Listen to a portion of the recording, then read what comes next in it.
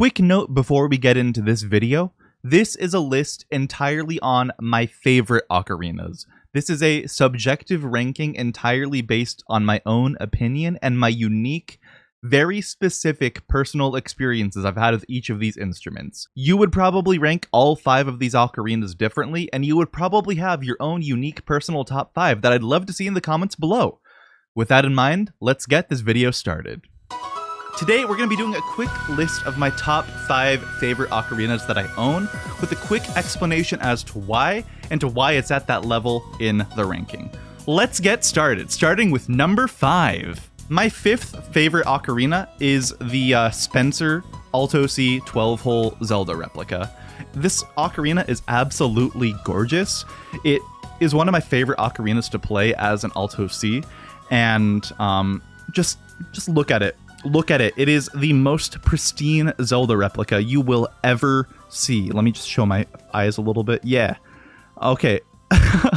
But this ocarina is absolutely gorgeous and has an amazing sound. I'll do a quick demo and one little song with it.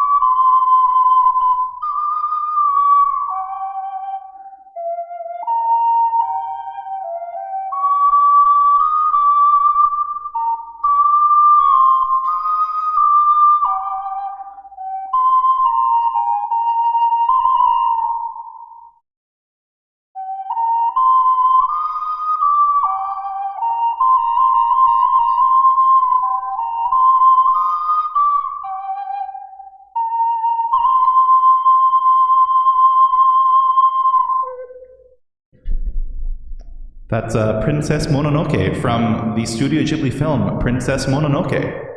A bit more on why this is number 5 and not like number 1, 2, or 3, if I'm saying it's such an amazing ocarina. So, first of all, the 2 factors that go into my decision are A, the price, and B, limitations, just by the fact that it is a 12-hole ocarina. The reason why it's not ranked extremely highly is because it is so expensive, and if I want to use this on a regular basis, take this to many places, things like that, if I break it, it is very, very costly for me to replace. And because of that, this is only ever an ocarina I've used at home, and I've never taken it anywhere. I love this ocarina so much, but the thing holding it back is A, the fact that it's not a multi-chamber, and B, the fact that it is breakable and very expensive. While this is arguably like one of the best professional ocarinas that I own, period, those are the things holding it back. On to number 4. Next up, we have the Imperial City Triple Bass C Ocarina. And now you might be thinking, Andy, you just said that the fact that the Spencer Ocarina of Time replica isn't multi-chambered is something that's holding it back. Why do you have a multi-chamber not at like 1st or 2nd place? Well, let me explain this. First of all, I love this ocarina. This Triple Bass C has one of the best tones and is one of the most soothing ocarinas for me to play, period. But A, it is very heavy, so I don't take this many places either. So my criteria for what makes something a great ocarina is A, like the function, the function, B, the quality, and C, the utility. And utility is extremely important to me in the sense that if I were to have to replace something, I don't want to have to spend an arm and a leg to have it replaced. And on the same end, if I have to take it somewhere, if it's huge, unwieldy, and very heavy, then that might not be ideal as like a mobile instrument.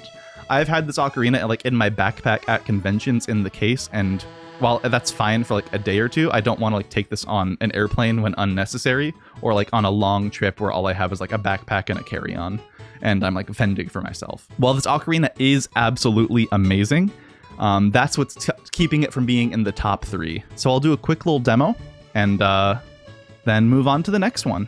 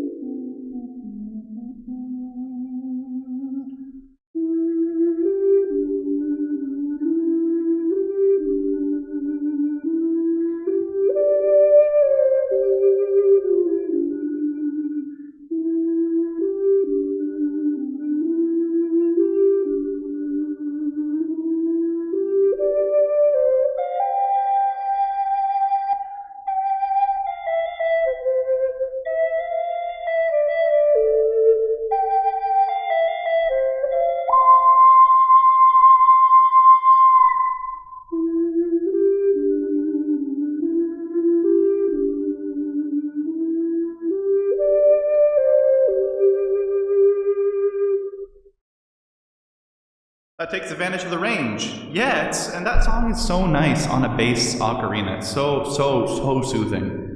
All right, that's number 4. I love this ocarina, but it has some things holding it back. So what is my number 3 favorite ocarina? Had to turn off the reverb right there.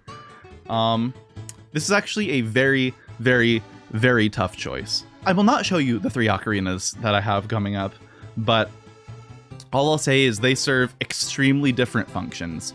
And for these top 3 ocarinas, it's a type of thing where, given the very, very broad function and the importance I placed on function, it's super hard to like accurately compare these because they're so different.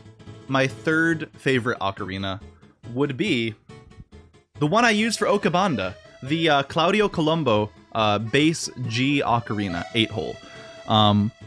This ocarina is amazing. It is one of my best professional ocarinas, but the function in the broad sense is very limited. This ocarina is personally responsible for so many of my opportunities and so much of what I've created and accomplished as a musician. But it wasn't this ocarina that got me through the door to begin with. It was the ocarinas that I could take everywhere, play many songs on, and have a whole lot of variety of utility. So while this is probably the ocarina most special to me in terms of how I use it, the way I use it is so limited in the sense that I only use it for Okabanda. And Okabanda is only a very small percentage of the ocarina playing that I do. Just like only a very small percentage of you are subscribed on YouTube, so hit that button and that bell icon. Yeah. That was the most intuitive segue I've ever done for subscribing. But yeah. This ocarina is only used a small percentage of the time I ever make music, and that's the only thing holding it back, because otherwise this is like my best professional ocarina. On to number 2! You'd think that this would be my number 1 absolute favorite ocarina, the Songbird Triple Harmony, but the fact of the matter is, this is the ocarina that I enjoy to play the most. This is the ocarina that if I were stranded on a desert island, I would choose this ocarina as like the thing that I take. But this ranking is my favorite ocarinas, and there's a lot of bias when it comes to picking a favorite ocarina. So I can't specifically say why this isn't my number 1, because I'll have to show you my number 1 for that. But there is one factor keeping this from being my favorite ocarina, which I will let you know in the next number. But this is one of the most amazing ocarinas that I own. As I've discussed in multiple previous videos, it has a really intuitive and unique fingering pattern with overlapping notes between chambers, making it an absolute just joy to intuitively play, to play different songs, and to achieve harmony while still gaining a lot of range from it. So I've already discussed this ocarina at length in other videos. I don't want to bore you with the details, but I do love this ocarina a ton, and I'll do a quick demo on it.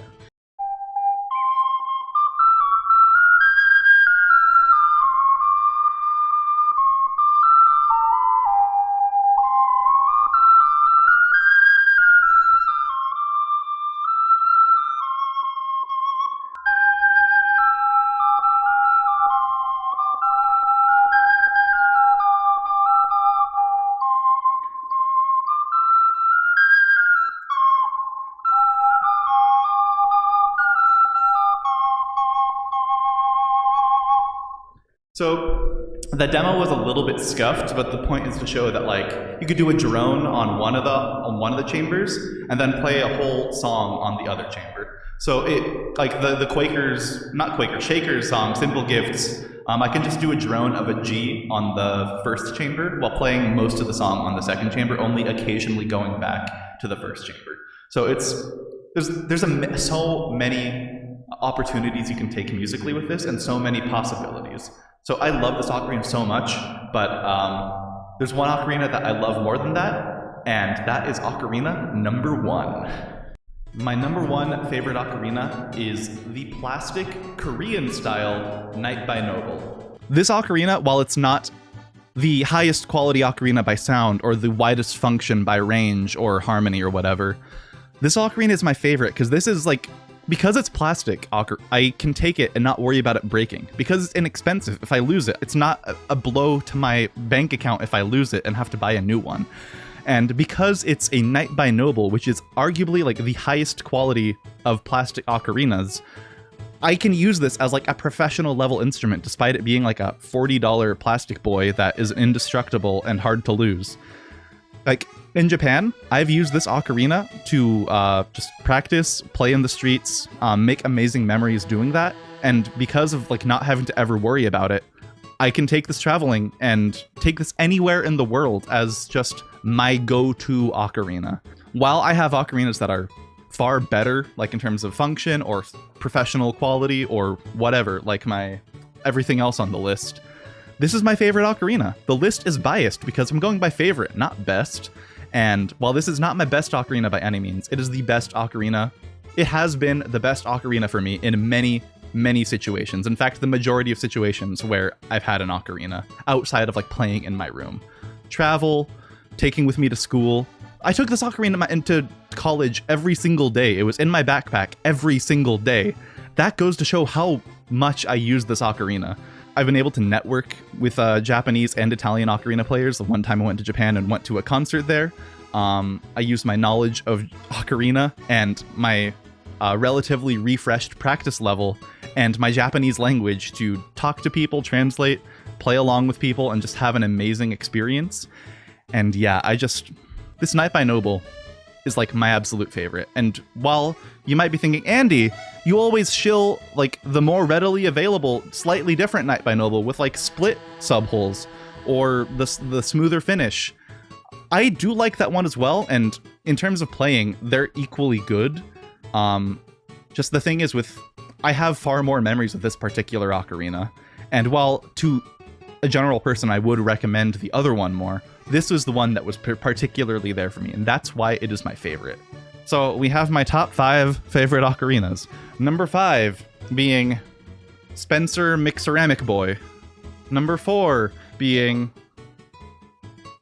Tootie McBass Triple Guy. Number 3 being Okabanda Boy.